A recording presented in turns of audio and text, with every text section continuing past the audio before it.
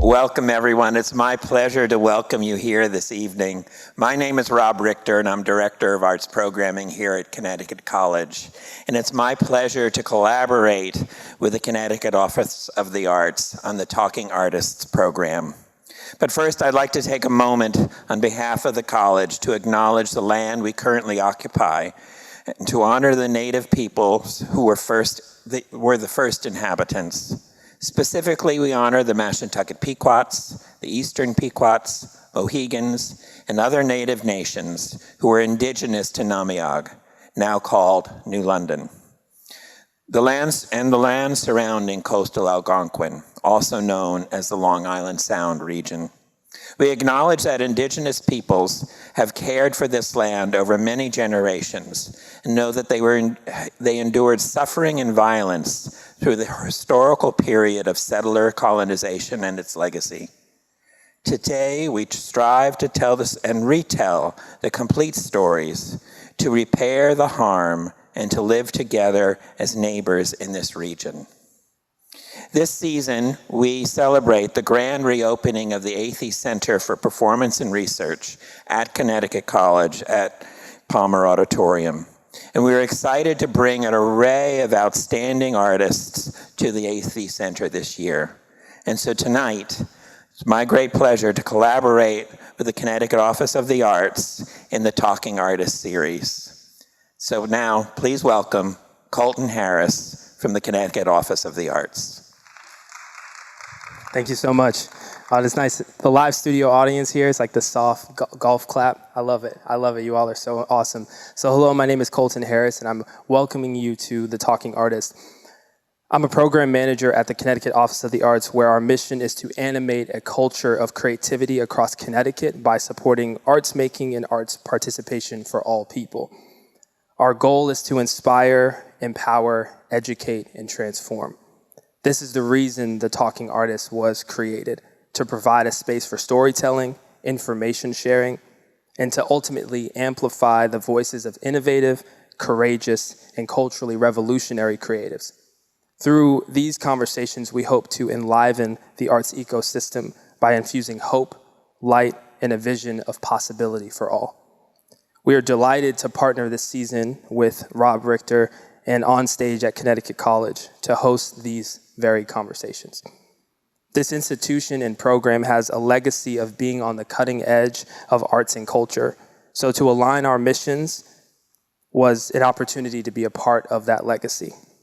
So what you're going to experience tonight is a conversation, because we believe that conversation is the gateway to understanding, to empathy, and ultimately to innovation. And too often, as creatives, as humans, as artists, we are trapped in the isolations of our processes and our journeys. Sometimes this feeds discouragement of wondering, can I do this for a living? And more importantly, can I live? And our goal with the Talking Artist is to hopefully inspire you to see that you can not just make a living, but live.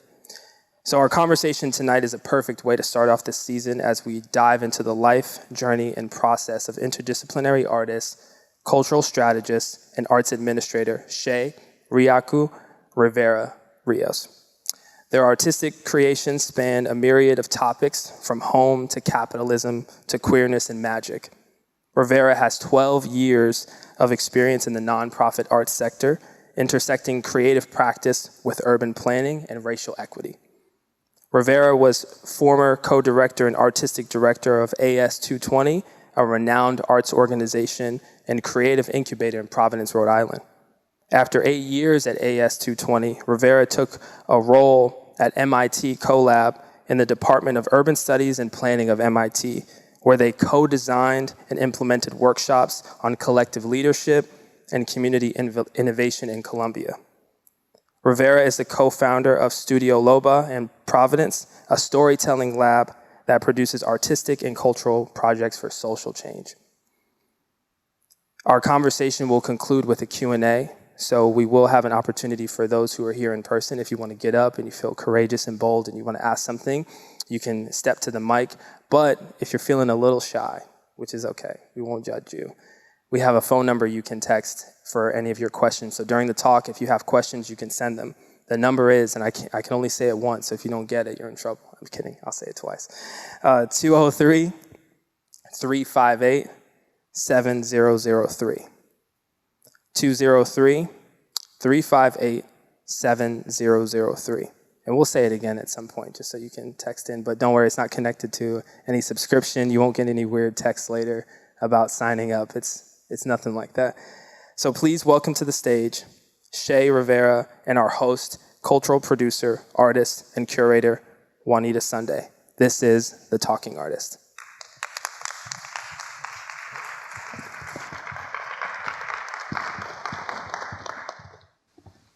Hello, everyone. Welcome. Thank you for joining us this evening for The Talking Artist, Season 2. I'm so excited to see all of you here as we get into this wonderful conversation with Shey. Shey, thank you so much for being with us. Thanks for having me. Yeah. Hi, everyone. Hola. To get started, I wanted to talk about something that I saw in one of your TED Talks that I thought was really interesting because I resonated with it so much. So you start off talking about when people ask you, are you an artist? And having that awkward conversation with them because their first instinct is to say, oh, do you paint? Do you draw, right? And you being such a interdisciplinary artist, multifaceted artist, there's so much to what you do. So could you actually just say in your own words a little bit about your work and where you're at and how it's developed? Yeah, thank you so much. I feel like that's the question that haunts many of us, right? And it's interesting, I think that at this point, so many of us artists work on so many different mediums that, it's really hard to answer that question sometimes. Obviously, there are folks who specify on like one discipline, but I think, that's like a personal question of how do you see yourself as a creator? And it brings up so many things, right? You're asked, like, are you an artist? And then you have to go through the repertory of like, am I good enough? Right. Do I fit the box of what people think is an artist? Do I fit the box of what I think is an artist? Yeah. So it's like a slow process to start recognizing, we are creative people. Right. An artist is just a term. And we need to keep doing work to deconstruct that. It's like we're all creative people. We work in creative methods in different ways, And we always have a creative journey that's very rich and changes over time. Usually this idea of the romanticized artist who only does one thing no longer exists, really. Our journeys keep feeding our creative practice over time. Absolutely. Yeah. You talk a lot about how art and creativity are voice, vision, hope, and your practice centers a lot around your culture, identity, and community. When did you realize your deep connection to art in that way? Oh, wow. I think, I grew up in Boriquen, known as Puerto Rico. So I'm mixed Taino, Spanish, Portuguese, West African, all the things inside. But I grew up in the mountains. So it was not a place where I had an immediate access to maybe other children or like just more recreational things. So I always just like used my time to imagine new worlds, to write, to read, to create. So I think there was that growing up as a young person and my parents encouraging that. But then really finding my voice in music. Like the first official way that I saw myself as an artist was being a drummer and being involved in bands in Puerto Rico. And really what drew me, not only was it the relationship with the instrument, but just this desire to build community. And after that, it just blossomed into, I started to work with more artists, people who created in different mediums. And then I started getting involved in the arts community in Puerto Rico. And at some point I decided to leave and just learn more. And that's what brought me to Providence, Rhode Island, land of Narragansett peoples. And in Providence, when I worked at AS220 was really when I had a very, I would say my practice of building community in the arts took a shape and a form. And I was able to navigate that, experiment on different creative mediums, learn from other people who were experimenting, build community, and how that also felt, So it was all like this journey that allowed me to explore different mediums to get to a place where now what I do is focus on what is the message I want to share, what is the story I want to tell, and then I decide the mediums that I choose. Right, I love that because it talks about how one is this experimental process, right? And as artists, we're never really sort of finished with our artistic journey. It's taking different shapes and changing and being influenced by the other artists and people around us. Could you talk a little bit more about the importance of collaboration and co-creation in developing yourself as an artist as well as your artistic community around you? Yeah, I think a big revelation is that idea that you never create in a vacuum, like you were saying. Even if you're an artist that requires a lot of solo time, that you have a lot of studio work, you do have a community of people around you, or even a community and an archive of references that are holding you in your work. So for me, creative practice is entirely connected to speaking to legacy, right? What was created before you, what's around you, who's around you creating, we're all reflecting the communities and the moment that we live in.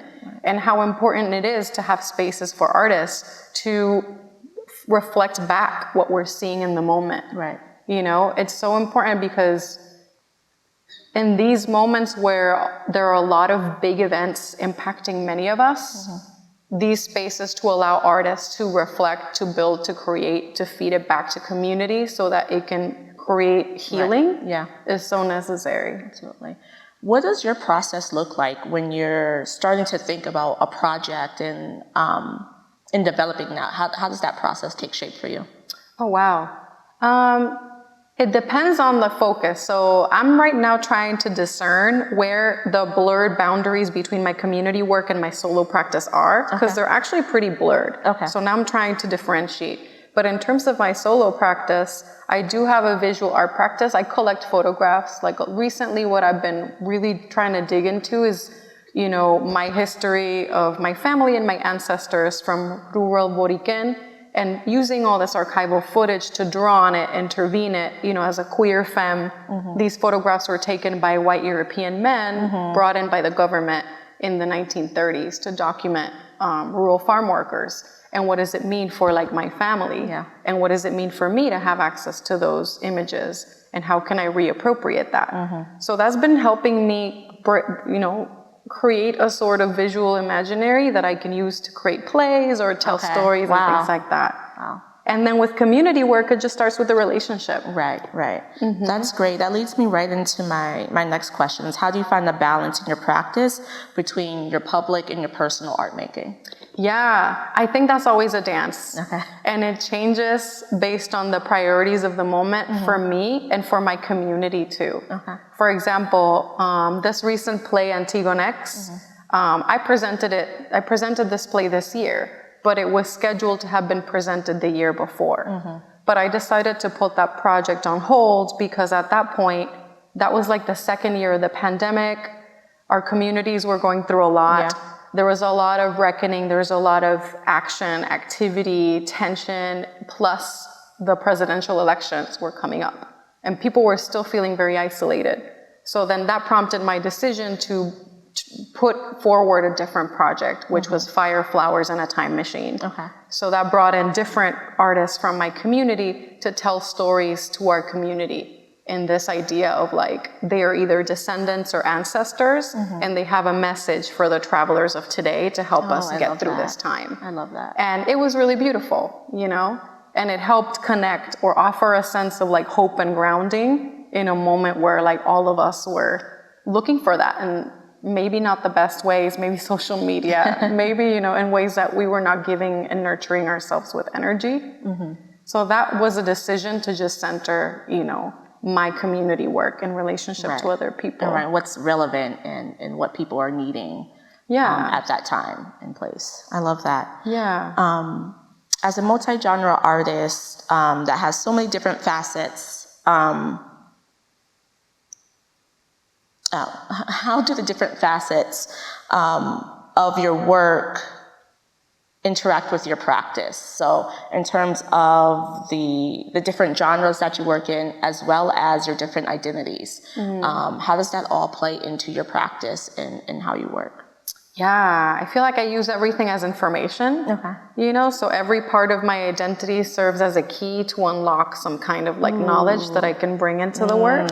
You know, what does it mean to have a queer lens on things? What does queer love mean? What does it mean to be mixed race? What does it mean, you know, all these little pieces? What does it mean to be diaspora? Yeah. Like no longer living in Boriquen, but living here in the US and building relationship here. So I try to bring all that, like you can literally picture it like a table and all this mess of images and markers. That's my mind. That's literally what my table looks like. And then I just start writing and like making connections through the work. And sometimes I pick a vessel or like a container. Like in this case, I chose the story of Antigone. And I'm like, okay, I'm going to use that as a container to like break it apart and tell the story I want to tell. Okay. Yeah. I love that visual that you just gave of your mind on the table. I think my mind is just like that. But I usually organize it digitally, but I kind of now want to like physically lay it out like that and see what comes out of that. So thank you for sharing that. It's worth it. I work a lot in the computer and I found that I need like an embodied connection. Something to get it out of, like physically get it out your head, get it out the computer and down into something real and tangible. Yeah. It's a completely different experience when you're working that way. Yeah, absolutely. Yeah.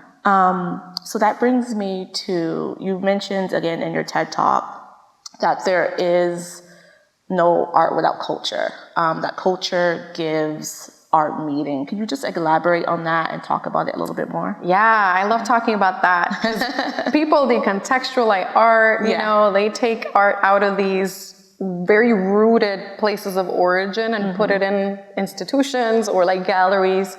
But it's like, art is not just art from the Western European perspective. That's one perspective. Yeah.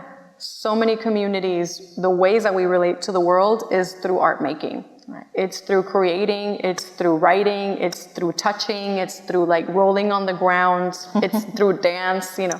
So we have all these rooted practices, and what comes out of that is art. So like in a way, like to me, culture is first, and then art is like a product of that culture. Right. Yeah. Absolutely. So that's how I see it, you know. I think that we, you know, there's a lot of conversations around decolonizing the idea of art, but it's like if you look at it at the root of what it was and what our elders have held it as, the knowledge is there. It's just a way for us to document our experiences, how we can share journeys, how like someone can create work and I learned from their culture and their journey through that work. And I really love, like, I love artists, you know, and I do say artists because I'm like, all of us are artists. Right. But it's just like to relate to a person from soul to creator from creator. Like, what do you create? What do you make? What are you passionate about? How do you show up to the world? Right. Versus like, what's your job? Right. Like, what school did you go? What institutions have given you? Like, what are your list of institutions? I would love if we could, as people, interact that way more. I always find it really disconcerting that the first question that people ask is like, what do you do? As if their job is some kind of validation to who they are as a person, and when it's not. And so the way that you just propose that is like, why don't we just start asking people when we meet them, like, who are you as a person? Tell me about yourself rather than what do you do for a job? What do you do for a paycheck? Yeah. Absolutely. I love that. Sometimes I ask people, what's your journey? And people are like, I love that. Whoa, wait a second. Okay, sure, I'll tell you. And it's like, let's, engage as humans. Right. And something that's also really important to your work is social change. And you talk about how art can be a catalyst for social change. What do you think is that driving piece of art and culture that helps push social change forward? What is it about it? I think, I'll use the example of public art because I just love public art. And I think that's the perfect example because when you go to a city and you see all this public art around you, like, how do you feel, you know? The public art tells you who's there, what's important to the community, like what stories persist.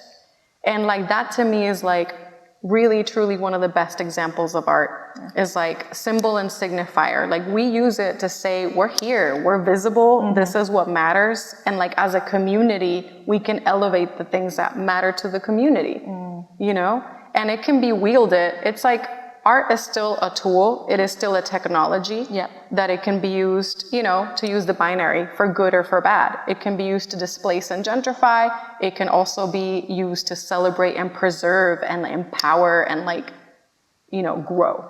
So it's just like, I always tell, especially younger people, like really think about the intention of why you're creating. Because regardless, we're never in a bubble, back to the community like question. Our work does impact everyone. Like we're in community to people. And when you put an artwork out into the community, especially if it's public art, like what is the implication, you know, what will this art bring to the community? What will it cause? What is it in relation to? So those are important questions for us to think about as artists, you know? It's like, we talk about that. I had a project in Holyoke. I love Holyoke. Incredible city, incredible people. A lot of Puerto Ricans there. And you know that we had this big public art project, El Corazon. And we talked a lot. These, you know, we're about 8 artists that we were working together to develop public art pieces. And a lot of them were like, you know, grew up and were based in the neighborhoods of Main Street specifically. And this idea, it's so important to use our artwork in this time to preserve the cultural memory of this neighborhood, to make sure that folks don't get displaced, that the businesses of the local Latino, Black, and Brown folks that are on Main Street, they get celebrated, they get business, they get uplifted, rather than people continuing to lose their neighborhoods and livelihoods and homes, you know?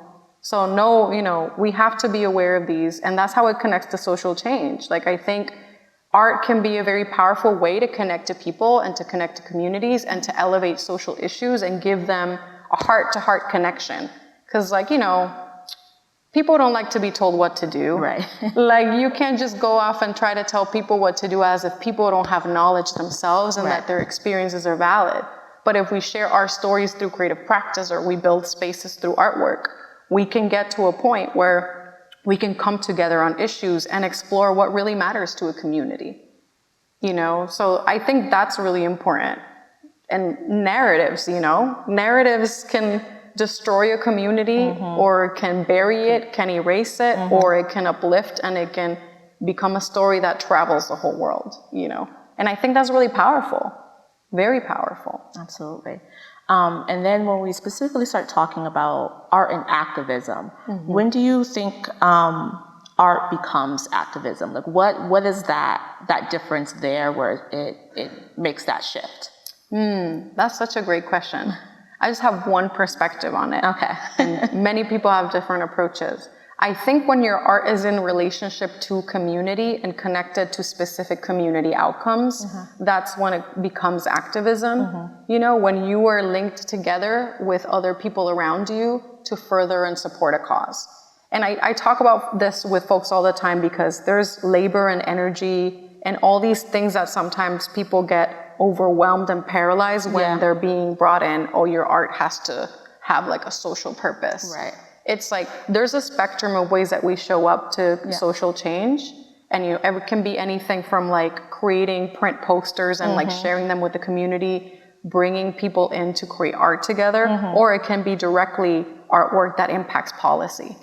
So that's the kind of work that in my journey now I'm really interested in. How can artists and community culture bearers work with policymakers to make changes? Yeah, that was great. And the impact on policy is where I saw you wrote that on your website, and I was like, that's it. And so like that was sort of the piece that clicked for me in terms of like when art becomes activism. And there's been a lot of conversation with some talks I've attended a few weeks ago where it's artists who are creating work that is political, but they're like, I'm not an activist.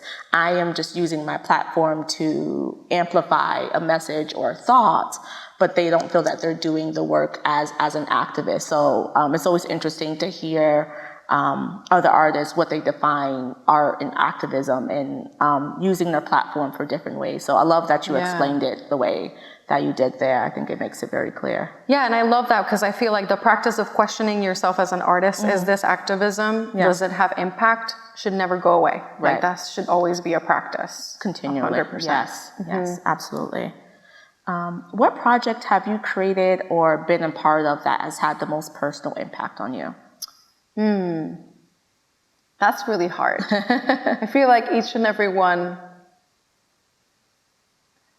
I'm not a parent of people, I'm a cat dad.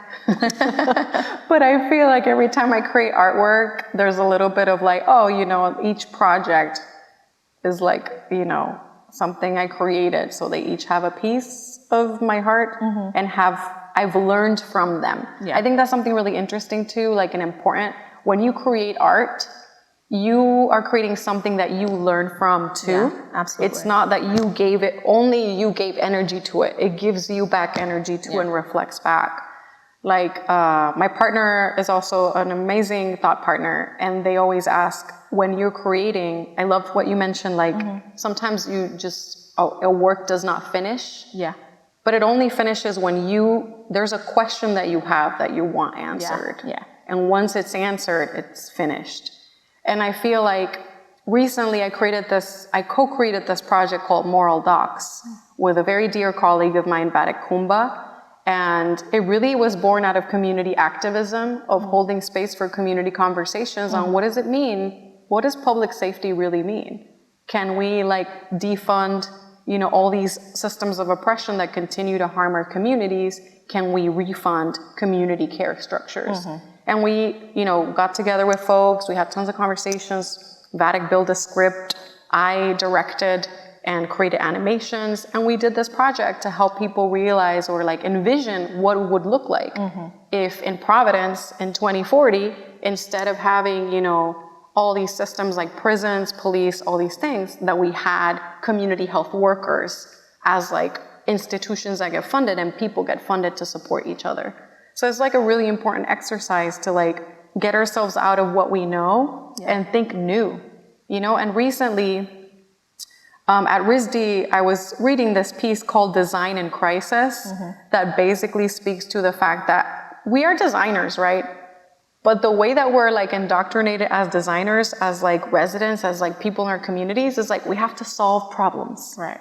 And the way we see the world is there are problems to solve. But it's like, no, we shouldn't see the world in that way. So we need to question the things that we design that perpetuate the problems. Right. So Moral Docs, I feel like it was a beautiful project. It was an Afrofuturist project.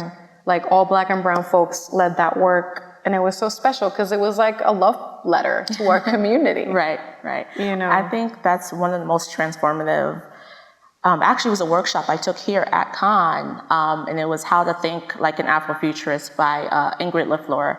And that workshop was so transformative in the way I see community, the way I see my world. It kind of completely shifted so many things. And part of the workshop, what we did was we dream built, you know, built a world based off of taking away anything that we see as something holding us back. So whether it's finances, whatever confines of reality that we think hold us back, get rid of all of that and completely build a community, a workshop, a community, a world that you envision. And doing that without limitations, right? Instead of, as you said, trying to necessarily find a solution to a problem, that still puts you in these sort of confines, right? And completely just get rid of that and start something new and go from there. And like that completely changed the way I approach my artwork now, the way I approach my community, other people, and how I see different things, Yeah, that's really powerful because we have to look beyond the moment where we're in to see where we want to head to art. Ingrid is incredible. That's another artist that made the jump to civic space and ran for mayor in Detroit. You know, it's so interesting that all these things are connected in terms of like being a world builder. Like many of us call ourselves world builders now. And I think in a moment in time where we're seeing so much crisis and so much harm and so many systems that just don't work anymore, we have to make that connection to get ourselves over this hump, to imagine new possibilities and honor practices from the past, honor like the ways that, you know, other communities have built sustainable systems that were either threatened or destroyed by white supremacy, and like project out. What does it mean to world build, where it's about nourishment, it's about centering care, it's about building interwoven journeys, you know, and that's exciting work. Yeah, and just thinking about a world where artists are building our communities. I think that was a conversation we had here in New London, I think within the southeastern Connecticut region, talking about getting artists into places with our governments, with our cities, right? As they're talking about policy and urban development and people on these teams, and it's like, well, why don't we get artists there from the start? Absolutely. You know, from the inception of the design, instead of bringing the artist in on the tail end to, you know, design the sculpture here, design that there. It's like, this could have been designed better if we had the artist there from the beginning, right? Yeah. And think about how we're building these landscapes in our community. So I love that you're in that space, and that so many artists are thinking about how they can move in that space. Which leads me to talking a little bit about your private practice that you've developed. And can you share a little bit what steps you've taken to get there? Yeah, wow. I've taken a lot of steps. Yeah. And I think also, you know, one of my dreams was also to get out of institutionality and build my a creative entrepreneurship practice in a sustainable way. Yeah. I feel very thankful that I've been able to do that. So like I teach a lot of workshops to helping other artists figure out how do you create pools of funds to help you like be an independent creator. Yeah. But no, like I worked at AS220 for 8 years. After I became, the last 3, I was director there. I was co-director. And that were some really great experiences and also hard. I was very young and very capable, but also like, you know, needed some space. Yeah. And then so that brought me, I was going to quit and just be an artist. And then MIT scooped me up and convinced me. It's like, why would I say no to MIT? Let's give it a shot. And it was really great to work there for a year with community in Colombia. But all these experiences just like grounded what I believe to be true in the first place. That art and community are entirely connected. That you as an artist, you live in this rich world of experiences and like connections with people. And that's what helps you make great art. And that great art, we have to question what that really means. Like to me, great art means like, what is the impact? What is the long lasting? Like, what do people, you know, what will they know you for if they dig out and they find your work, you know? What are you leaving behind? How did you impact people's lives? Like if we have power to do that, why not, you know, use it? Yeah. You know, so I think very much, I think from an anti-capitalist lens, but I'm a full believer we need to build wealth in more like equitable systems. Absolutely. That's something I clarify with folks. I'm not saying don't get money. I'm saying get that money, but also we're in relationship. Right. And we need to build nourishing systems rather than extract from ourselves. So I don't know if I got to your question, but like I think I still am on that journey. Yes. I'm still finding myself, and I think it's been really beautiful to realize that there's like no end point where you're supposed to be. Yeah. You really just discovering, it's a very privileged position to like shed these layers and realize, oh, like I have agency and I have the resources that I put in place around me to try to figure out what does it mean to be my fullest self. Right. And I think that's very liberating. I learned a lot from my mentor, Bert Krinka, who founded AS220. Like my perspectives of success shattered because I was like, who is this human and his wife? They're incredible. Their house is covered every wall with art. They have studio practices, each of them. They live sustainably. They cook delicious meals. They're so humble and so hardworking. And I was like, that's success. Right. You know, to have a beautiful, thriving life with your loved one where you're surrounded by art and surrounded by friends that you love, you know? And it's like, ultimately, I feel like that's like a big goal. Like, that you have what you need and you feel cared for. Absolutely. You talked about in your NIFA interview, moving past needing institutions to validate your work. What was that like when you were like coming to terms with like stepping out beyond, you know, the institution? It was really scary. Yeah. Like I think definitely as whatever identities we hold, whether it's like people of color, black or brown, black, indigenous, women, trans, queer, there's a feeling we often get we're not enough and that we have to prove that we are enough.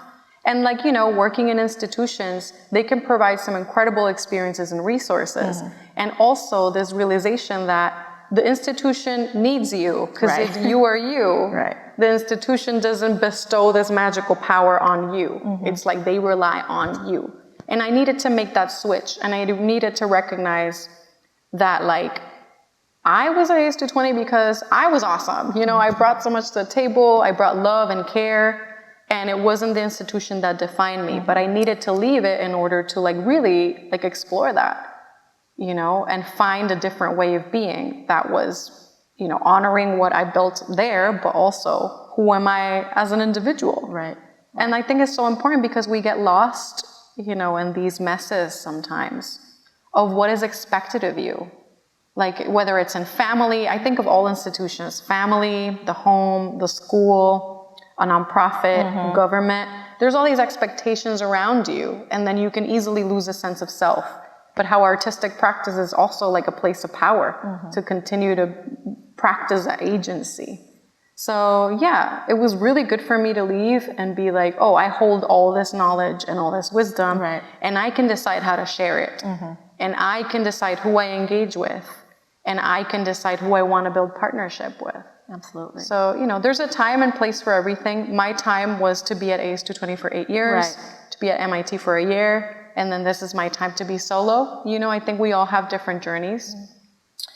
And also, I did, Dana Cunningham was the director of the MIT CoLab, and I saw one of her lectures, and she told her students, institutions are just a milestone in your life, in your journey. Like your journey will be full of these institutions or different experiences.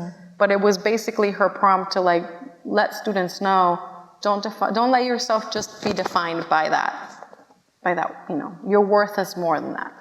Do you have any practices that you do to realign yourself? So if you feel that you're losing your sense of self in something or losing your focus on your path or journey, is there something that you do to help you refocus or realign along your path and goals? I love that question. What do you do? I want to know you first.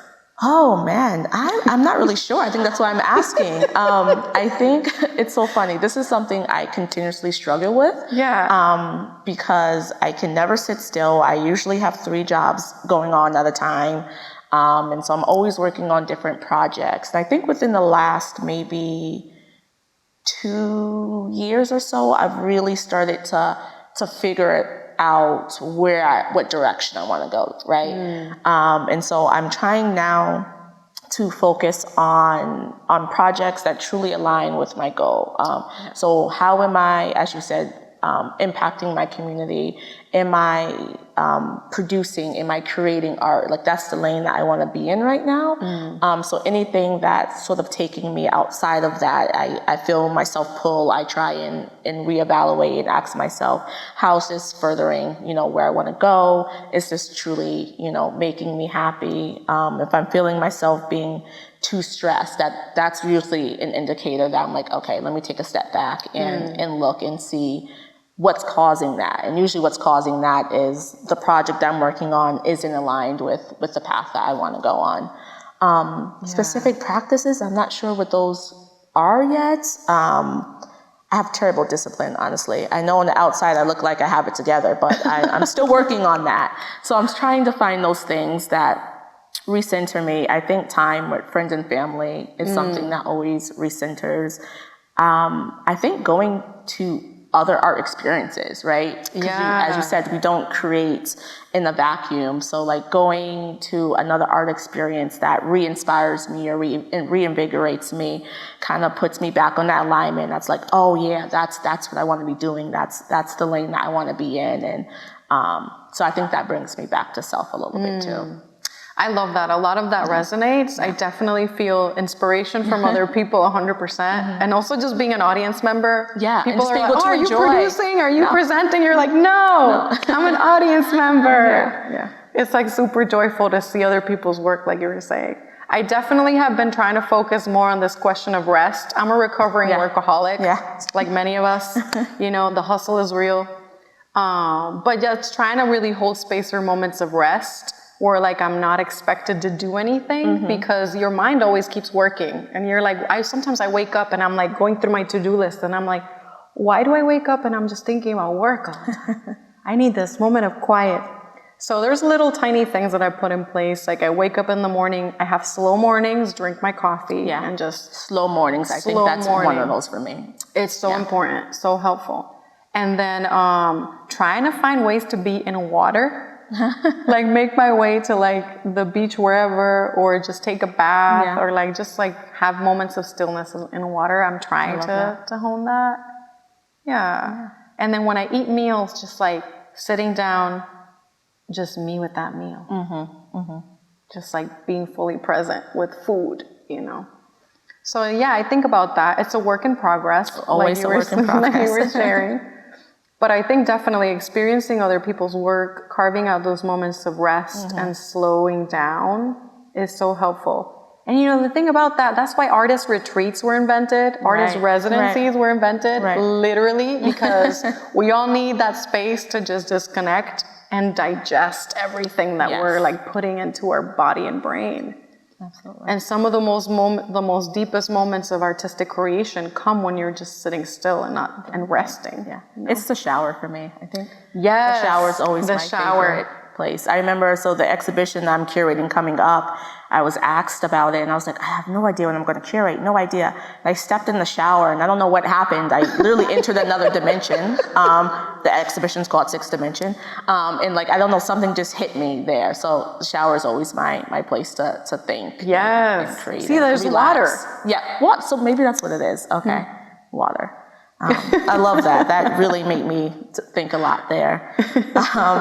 What are some of the most important lessons that you've learned along this journey of your developing your practice? Oh, wow. I think listening, like listening to other people, listening to myself, listening to my body, 100%. Listening to your body is so important. 100%. Yeah. Listening to the body, 100%. Because you're like, and then the body's like, break. It's like, no, you gotta listen. And having compassion, like with myself, like, damn, we're so hard on ourselves sometimes, you know, like we really are. Sometimes, you know, we just are really mean to ourselves. So having compassion, and the creative process is really hard, you know, sometimes it's like grief. Sometimes it's like, you're facing things that are really ugly and nasty. Like you have to look at things really closely. Yeah. It's like a process of self-composting. Yeah. And like you have to create a space for love because it's like a really hard thing, especially when you do work that's like focusing on transgenerational trauma, the juicy topics, you know? And like a lot of us use our practice for, you know, self-centering or healing. You know, and not healing in an esoteric way, like you're literally like looking at things that were hurtful in the past, or that strong feelings that you're navigating about something, or like a sense of despair you might have of the time that we live in now. You know, those are all really hard things. So having compassion is something I've learned, where it's like, I don't need to expect myself to produce. Right. It's gonna happen. One way or another. You're gonna produce work. It's just gonna happen. Yeah. I've definitely learned that. I think artistic practice, I have this kind of controversial perspective about it. I think is a curse and a virtue, but it's like you're cursed. You have no option. You have to produce work. Yeah, that's very true. There's times where I'm like, all right, I'm just going to sit down. I'm not going to do anything. And then I'm like calling my friend Josh. I'm like, I just had this amazing idea for an event we should do. And I'm like, it just happens. And when you're called to do the work, it's going to happen. That's true. Yeah. When I think there's something really powerful about realizing that, because that means that there is a sense of abundance. Yeah. Abundance is available to us in that way, which is really helpful to try to be compassionate with ourselves. That it's like, if we need to take a break, it's also okay. If you need to build your rhythm or your pace, it's okay, because you're building a body of work over time. And I think it's really hard in our time where like social media, things are instantaneous. Like there's a sense of urgency and instantness. Yeah. I don't know the word, but yeah, it's like, that's not real. That's fabricated. Right. We get to have our processes. And that's a pretty radical perspective to have nowadays, like to build our rhythm, like we have agency. Absolutely. Yeah, and I think as you just mentioned, with social media and TikToks, like everyone wants to see your process and they want to see it instantly. And if you're not creating and like showing what you're creating and constantly, and like I think that's a lot of fatigue on people right now. And having to constantly create content. And now people are creating content for the sake of creating content, right? Yeah. It's not like they're just showing what they're doing. It's like, no, they're intentionally just putting out content all of the time. Yeah, that's a whole other topic. That's like a I whole feel other like thing. that's different from creative practice. Right. Like that can be a creative medium, but Right. it's like different. And like I literally had this conversation with a friend of like, when do you decide to show your work in progress? Right. Yes. When is your Yes. your works in progress? When are they cooked enough where you feel comfortable sharing? Yeah. Or when are you, or do you feel the pressure that you have to share everything that's in progress? Yeah. And I think that's very unique to our time in a way. Very, I think so. Yeah. And that's stressful. I felt the pressure. I was doing some experiments, and I was like, should I post? Should I not post? I had to call somebody. Right. Should I post? You didn't do a time lapse of everything? Like, Yeah. come on. And it's like, you don't have to post. And I'm like, okay. But it's like, we don't have to. And that is such a weird feeling to be like, feel pressure that you have to share. It's like, no, we have to remind ourselves we have agency over our process. Right. And even if you're not actively creating work at that time, that you're still an artist, right? You're still a creator. And I think I struggle with that myself, where I'm like, well, I'm not actively doing this. So like, am I still an artist? Can I still claim this title if I'm taking a break or a pause? And I'm like, no, this is part of who you are. It doesn't disappear. Absolutely. When you're in rest or when you're in break or when in all of these things. So 100%. The other thing, like I have a lot of artist friends too that are parents, and they speak to this, like, building systems, because sometimes they don't feel like they're an artist enough. Yeah. And it's like, well, each of us have our rhythm, and we choose how we build. Like, we don't have to have a discipline of like, oh, we're going to wake up every day and work for 2 hours. Yeah. It's like, you can work 1 day a month. You will continue to build bodies of work over time. Yeah, absolutely. Yeah. I can't remember what movie I was just watching, but there was a couple, and the husband was talking to someone. They're like, yeah, my wife was an artist, and she looked at him and she's like, I am, because I haven't produced a public show in 10 years, because I've been raising a family, doesn't mean I'm no longer an artist. It doesn't go away. Yeah, absolutely. And like, this is a great conversation to have, that question to pose to people in general. Like, I have been working recently with a lot of dancers, getting to know their process, because it's just totally new to me. And some dancers, they have a very specific relationship to production. Like, that's a thing. Their practice is the thing. Right. And some of them say, like, my practice is not public events. My practice is a movement practice. And that's how I engage with the world. And I'm like, oh, that's so powerful. Tell me more. And it's like, not everything has to have an end product that is an end product in a capitalist way. Sometimes it's literally just the way you build with people, the way you are in the world, like how you're holding community, how you're producing, like there's still so many ways to be an artist in the world. Absolutely. One of the things I loved also from your NIFA interview, you talked about artists and dreaming. And you said, what does your dream need to be real, and what do you need to keep dreaming? So how do we as artists, you have this dream, and then now start asking yourself the question, what do you need to keep that dream alive? And can you just talk a little bit more about that, and maybe some practical tips that you can share with artists to keep that alive and sustainable, and being a sustainable practicing artist? Yeah, in terms of dreaming, I'm really like, it's like really the harnessing of creative energy. Like, what do you need to keep yourself like creative and like generative, and not creative only in the sense of producing work like we were talking about, but just creative in the sense that you feel like you can be an active agent in your life and in the world. Yeah. And I think, just like literally sitting down and writing down what you were saying, like what are those moments or those things that anchor you and give you energy? and also paying attention to the ones that take away energy from you. And maybe it's not about removing them, but acknowledging that if you do engage in them, that you have to restore. Yeah. You know, but this practice of dreaming, something as simple as journaling from time to time, like capturing an idea or a thought or a feeling when it comes to you. Like, you know, some people build mood boards. That's an example of capturing these moments. Some people keep journals, and then you can look back, and that's a repertoire of material that you can use to build out bodies of work. So like what I'm trying to center as well is that we are building a wave. You know, all this, we don't just produce one thing in a vacuum. Everything that we produce is connected. Yes. And when I created Antigonex, that was a perfect example of like a body of work of 10 years in different mediums. I took from them, configured them, and then built out this new body of work. But like all the other projects helped me get there. So I think dreaming is just like getting ourselves to what you were saying, like outside of all these structures that limit us, what is possible, what gives us hope, what is fun, what is joyful, what is like this radical space that we should be like dreaming of, you know, so that we can, that feeds our creative energy, you know. I don't know, like I think it's a very individual journey of how you hold that space. But I think documenting and capturing our thoughts and honoring them, capturing our ideas and honoring them, that's something that there's something there. Absolutely. I love that. Thank you for leaving us with those beautiful words. So I think we're at the time now we're going to transition to our Q&A.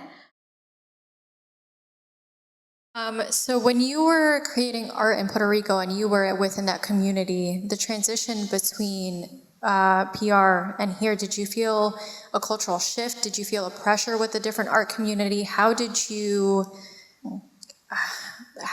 kind of like submerge yourself when you moved here? Wow, that's a great question. It's like, no joke, let's get to the point. It was really hard, you know. I think also as a person, culturally in Boriquen, in Puerto Rico, you get fed these ideas, like you're being assimilated or like Americanized, even if you're not here.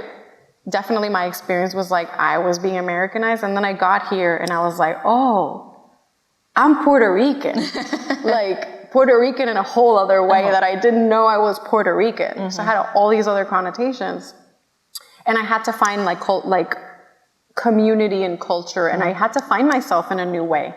So I think there's like a grief in a mourning or like confusion, but I think in like what helped me was like ground in community to get out there and get to know who's out there, who's making work, who should I know, so that I can start looking at where are the options where I can start placing myself in this new context. Because it was just like, I was like I was 23, you know, pretty young. Thankfully I knew English. I had no idea about the cold. The cold was like a big culture shock. New Englanders were a culture shock. I was like, did I do something to offend people? They're not talking to me. No, we're just cold. And I'm like, hey, and they're like, okay. And I'm like, okay. So I had to like really allow myself to learn the new languages that were around me, you know, the body language, the cultural languages, the fact that everyone changes with the season. That was like a whole thing. Yeah. Like people are entirely different. We're all entirely different in the fall and the winter and the summer. So it was like a whole trying to like make myself open to that, but then find the cultural anchors. Like you were saying, like I try to like cook my meals, you know, try to find anchoring ways to like keep my Puerto Rican culture alive and share it, and then meet other folks too that had a similar experience, you know, and also find that I had folks that maybe I thought had a similar experience had totally different perspectives than me in terms of politics, in terms of affinities and things like that. But I think one thing that helped me was just like going out there, meeting people and getting to know my city. You know, I'm here in Providence. All right, who's here? Great. You know, Holyoke, there's folks there. Let me see what's happening. And allowing myself to be available.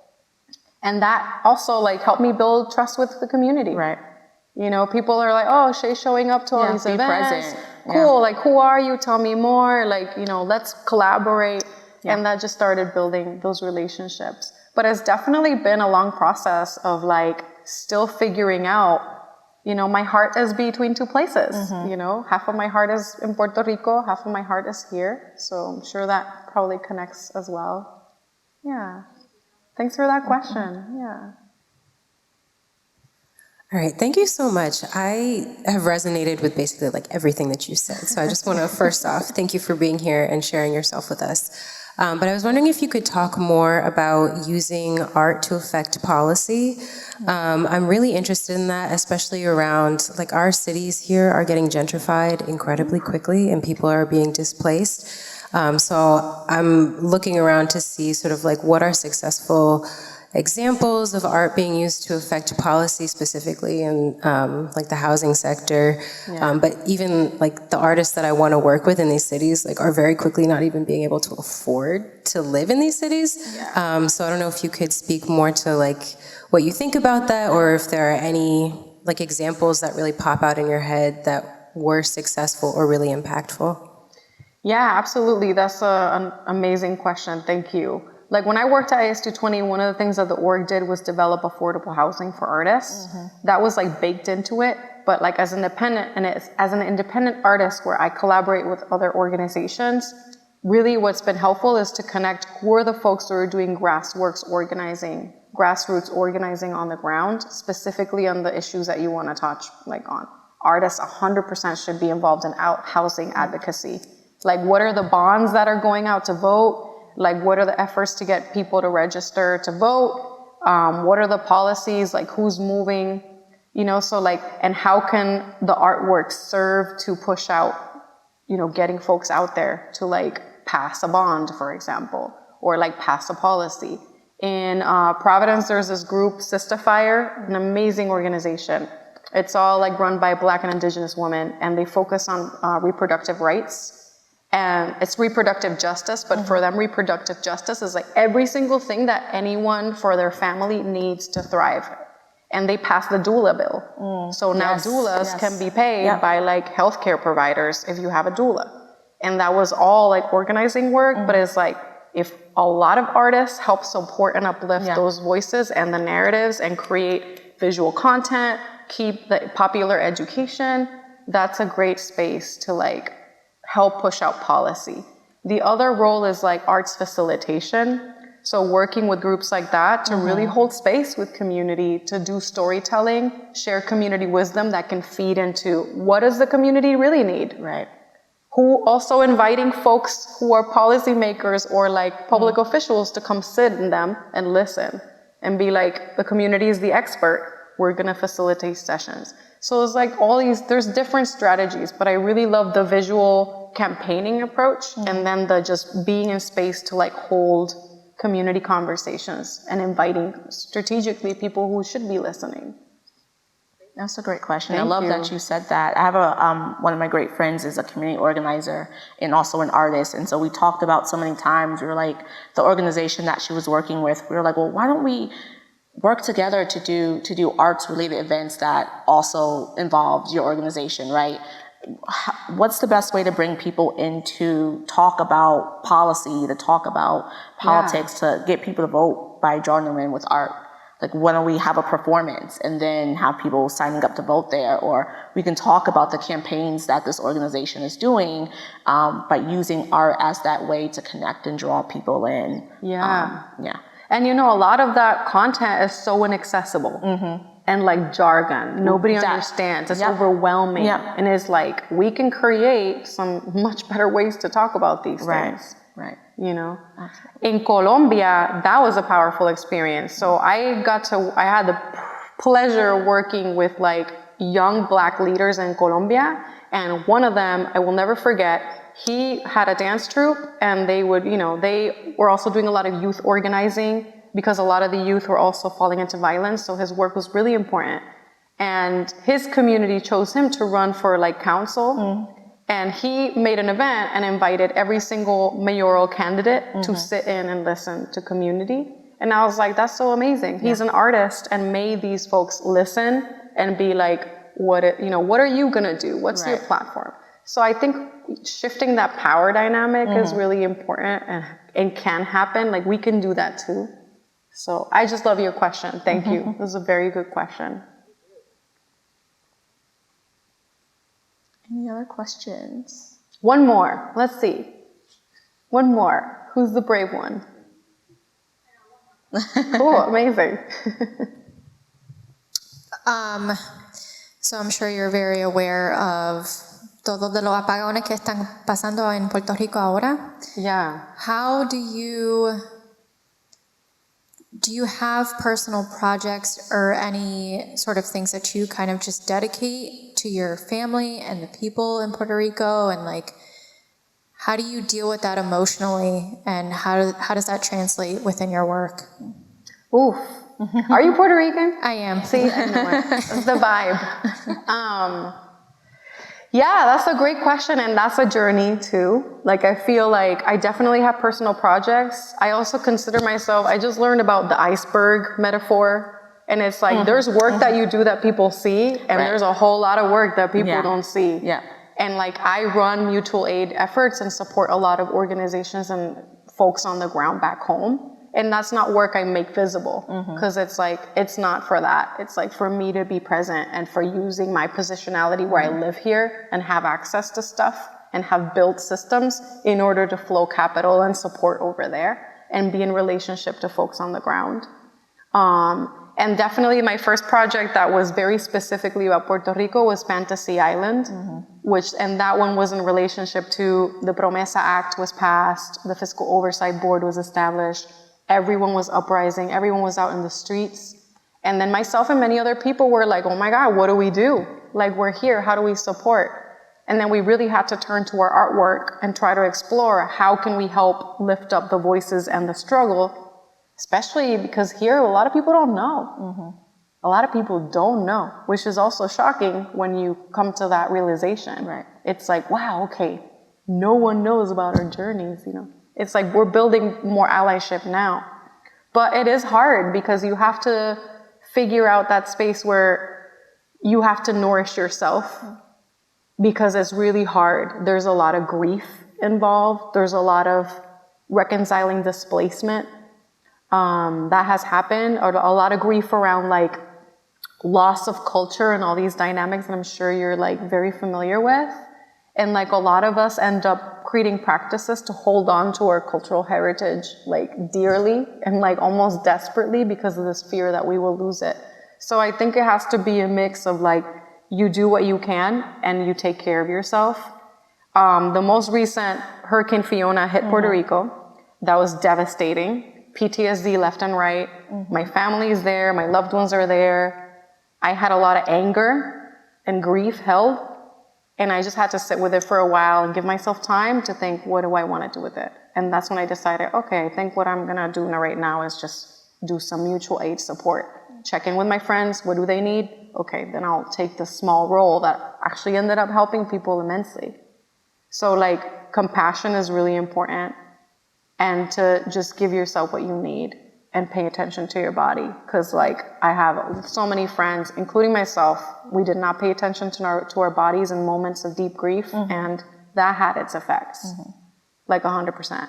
Like, I had a friend like end up in the hospital, and he was like, I don't know what happened. I'm like, you need to take a moment to stop digging into the grief and just pull yourself out, nurture yourself, because this is hard work, you know? So I appreciate your question so much. Yeah.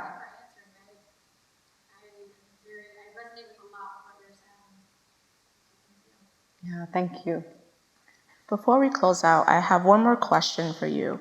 What is bringing you joy in your life right now? Oh, great.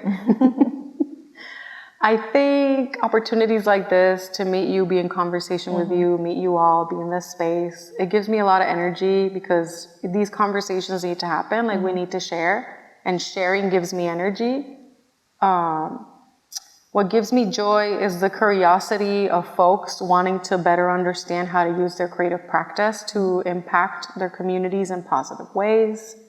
What gives me joy is like seeing us be courageous with that. Like, I think that's really important. What gives me joy is being happy in my apartment with my partner, my cat, and watching TV. I just got a new cat. So You did? Yes. Oh my God. That's so great. They're so cute. Yeah, it's just like moments of like cuteness and joy that are just mine and nobody else's. It's like I do a lot, but you know, or eating ice cream. I really like eating ice cream. Well, thank you so much, Shey, for being with us Thank you. today. Thank you all for being here with us. This was the first episode of season 2 of The Talking Artist, which is in residency here at Connecticut College at the Athey Center. So we want to thank them again one more time on stage program for having us, and we look forward to seeing you for the next episode of The Talking Artist. And just to remind you that The Talking Artist is not just this experience that's here on stage, it's about the conversations that we all have with each other here. So we will be in the lobby afterwards, the DJ will still be there, and we invite you to stay, to converse, to talk about the things that we shared here on stage. Shey and I will be out there, so we look forward to talking more with you. Thank you. Thanks so much. Thank you, Juanita. Thank you.